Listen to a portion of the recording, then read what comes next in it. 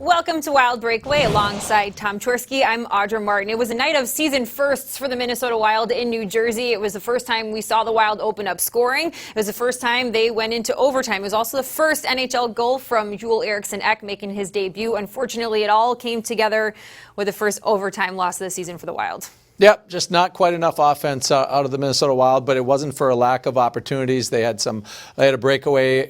Stahl had a breakaway that's odd man rushes that they didn't finish, and they got good goaltending by Devin Dubnyk. So, most nights we're going to get more than one goal. Tonight it wasn't the case.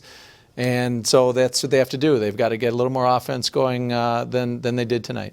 Well, here's a look at tonight's final stats out in New Jersey. After just 3 shots in the first period, they did battle back to end with 29 on the night compared to 32 from the New Jersey Devils. Another perfect night on the penalty kill, killed off all 3 opportunities on the power play from the Devils, but the Wild came up 0 on the penalty or on the power play themselves. Now, head coach Bruce Boudreau went with Joel Eriksson Ek for the final minute of the game, try to get things going. Here was his explanation.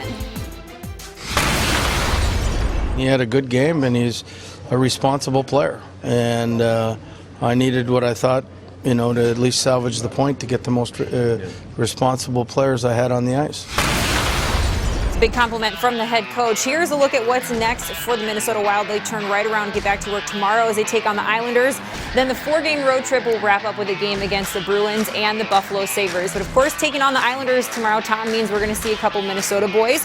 And the Islanders not playing the best hockey we've seen from them. They are coming off a win against Arizona, though. What are you thinking you might see tomorrow night? Well, hopefully a faster start by the Minnesota Wild. The Islanders are a good team. You cannot base anything on what they've done, in this small sample size early in the season. They got past the Coyotes the other night, but it took a shorthanded late goal for them to do so. They've got a guy in Jonathan Tavares who's just a fantastic player, and they've added a guy in Andrew Ladd who's a leader and a cup winner, and then they've got Yaroslav Halak in net. So they've got some good pieces in place for this team, and they've been climbing and getting better and better in the recent seasons. So a little bit, this is a little bit of a bigger challenge than they thought they had tonight.